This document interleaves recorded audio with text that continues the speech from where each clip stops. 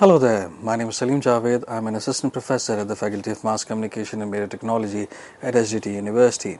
So far we have talked about, we are talking about National Broadcasting Day, how 23rd July 1927 is considered as National Broadcasting Day. So far we have talked about how radio as a technology, as an aspiration, as a medium has evolved in India and what stages it went through in India, how it was developed otherwise, and what has happened. And if you remember, I told you that on 1st April 1976, Doordarshan was separated from AIR.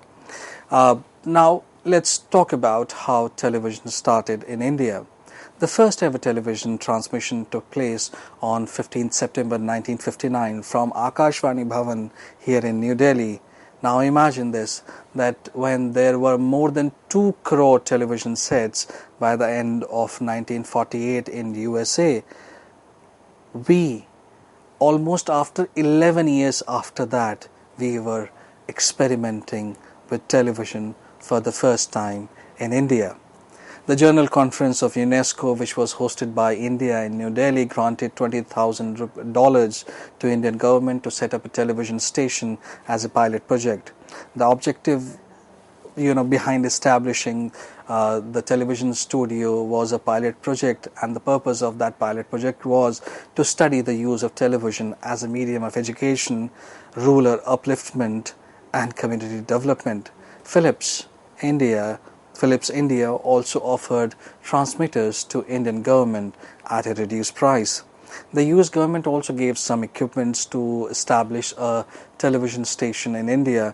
Because of all these developments, the television was finally introduced in India on 15th September in year 1959 from an improvised studio in Akashvani Bhavan.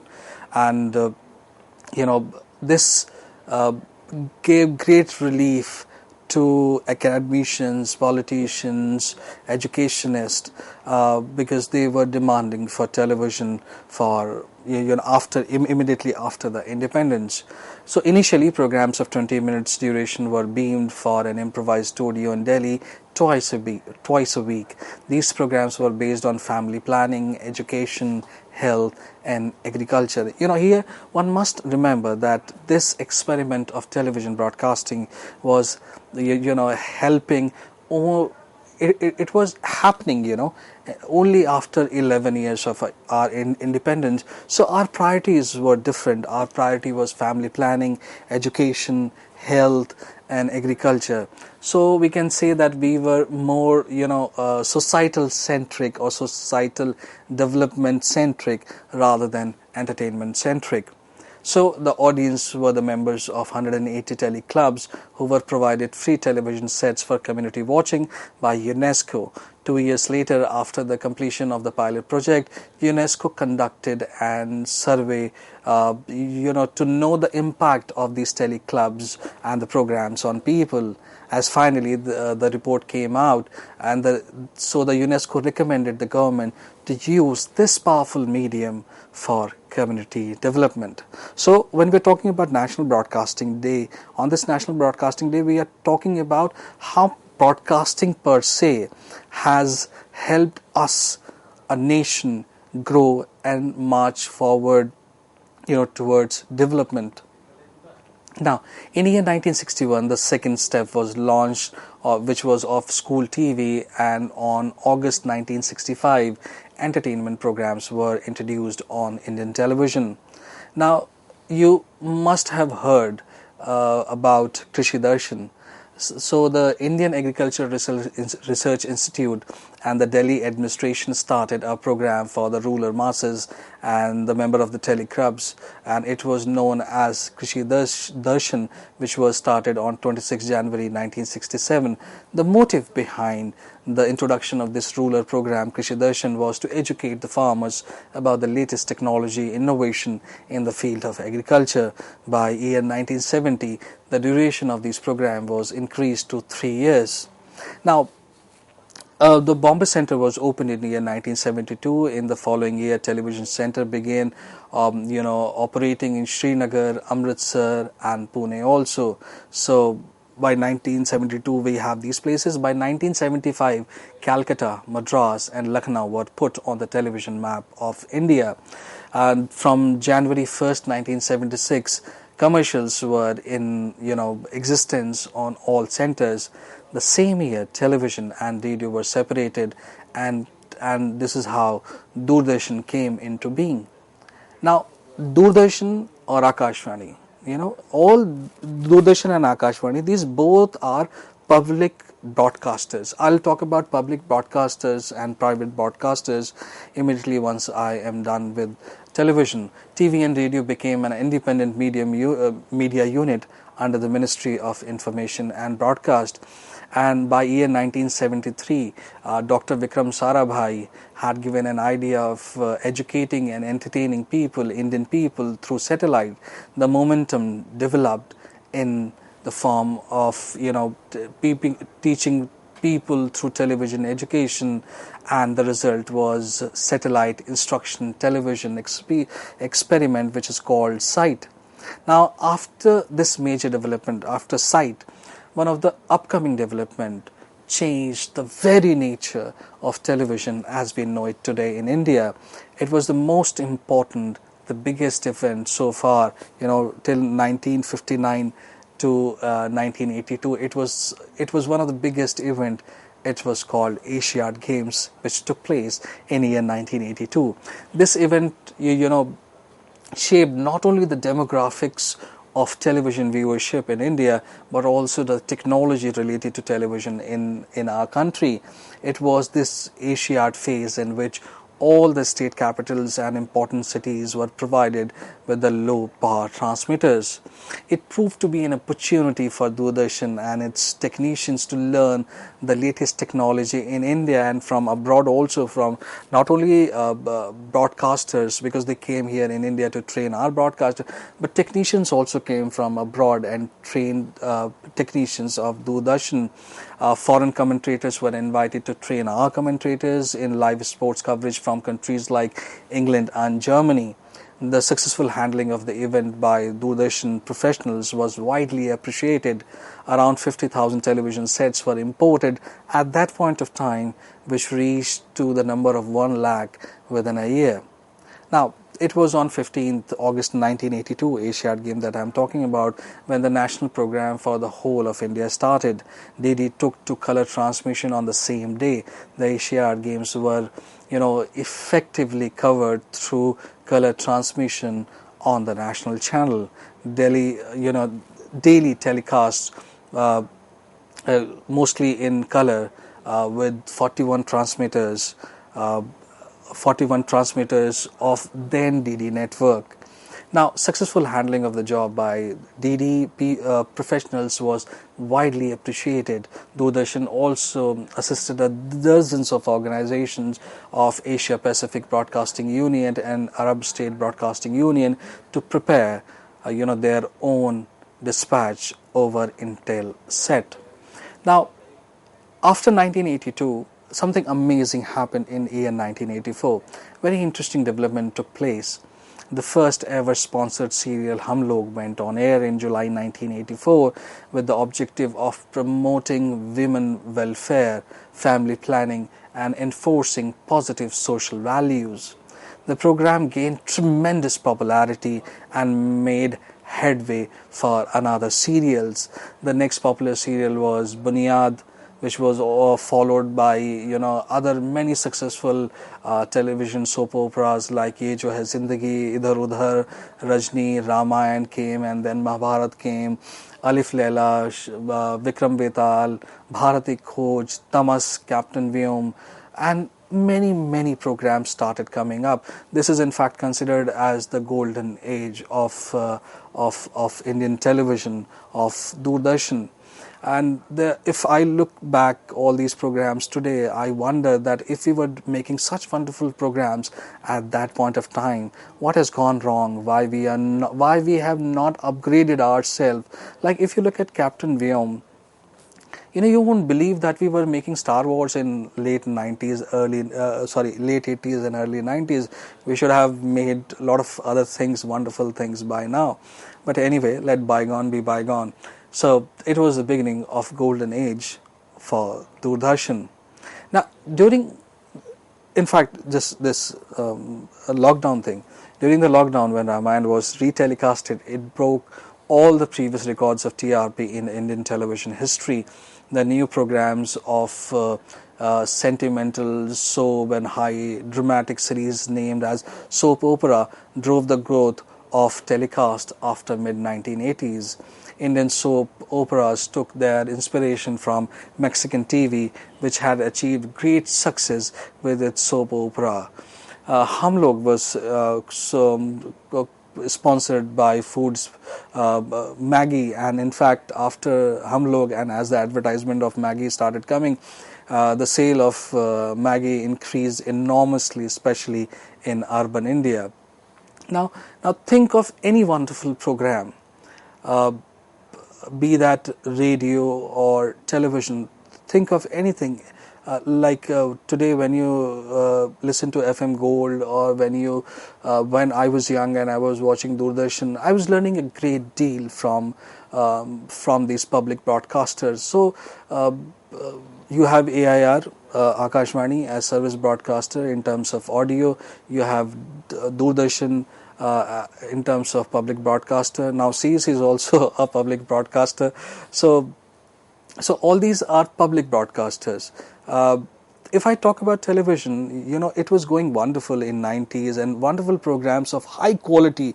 Like if you look at Tamas, you will fall in love with this program, and you will see, I mean, we cannot make programs like this for television. Or when you listen to Amin Siani, you cannot help but notice that he has got a wonderful way of delivery. Now, when you and I said in the beginning of the lecture that broadcasting has television and radio both. Some student may think that broadcasting is only radio, but as I told you, that broadcasting is both television and radio, and now the digital also. Now, before I get into this more, let me just, if I'm saying that was the golden age of Doordarshan, then what went wrong? Why today there is less viewership of Doordarshan as it should have been? Now, as far as television is concerned, the 90s when the golden age was going on, there was some tectonic shift in technology. World started adopting in late 1980s, countries like USA, UK, Japan, and several European nations hooked onto cable TV. Liberal policies of our own government helped cable TV operators, and early 90s witnessed the spread of satellite and cable TV in India.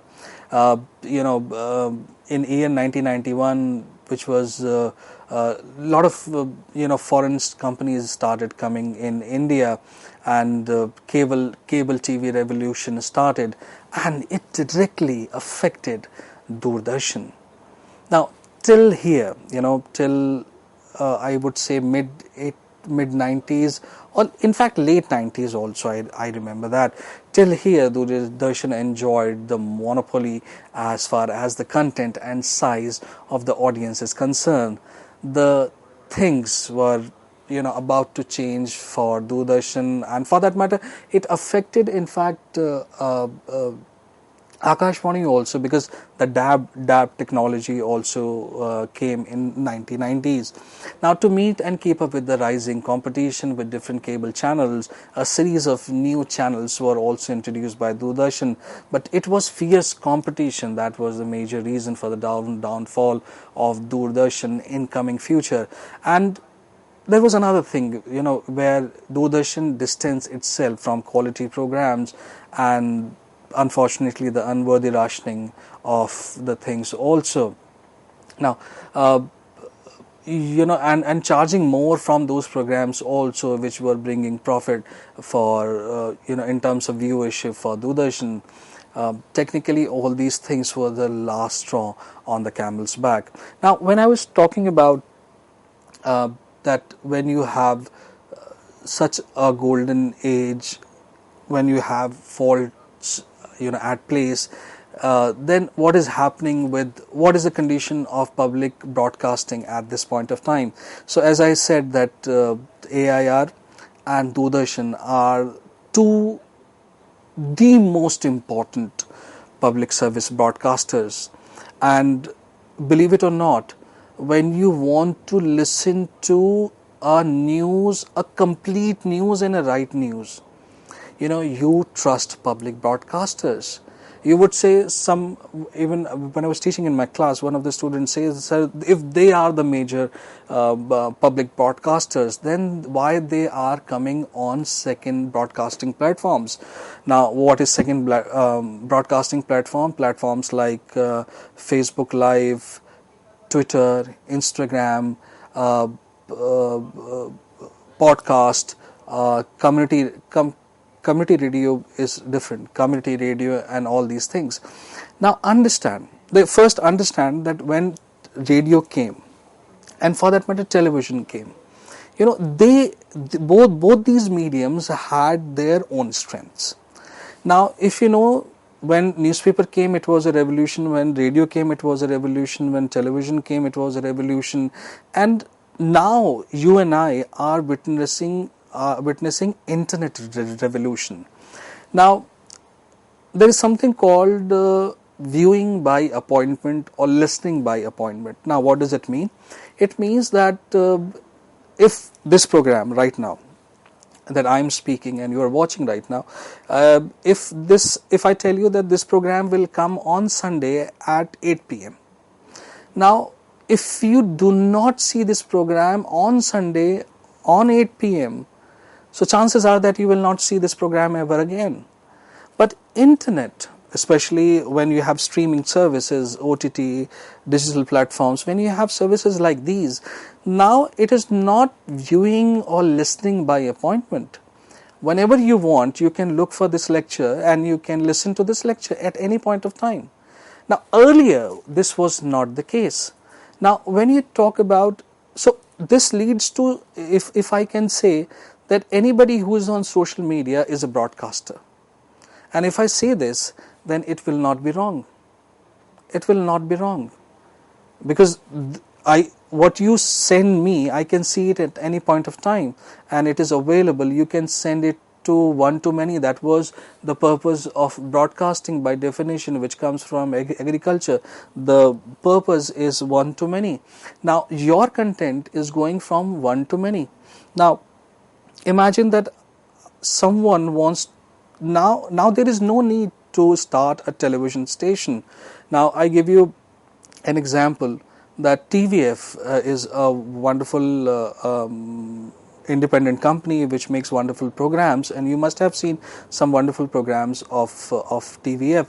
But had this TVF been conceptualized 15 years back, it would not have come in existence, because it otherwise could have taken a form of a television channel. But today they don't need to be a television channel.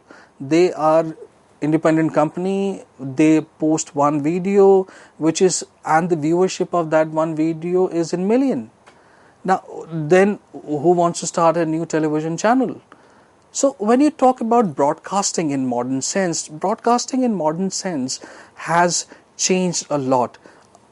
I have told you about how traditionally we see broadcasting when I talked about how radio developed, how television developed, and then now this particular part is to tell you that broadcasting in modern times is absolutely different from what you and I are observing at this point of time. You can broadcast, even some app give you options to broadcast.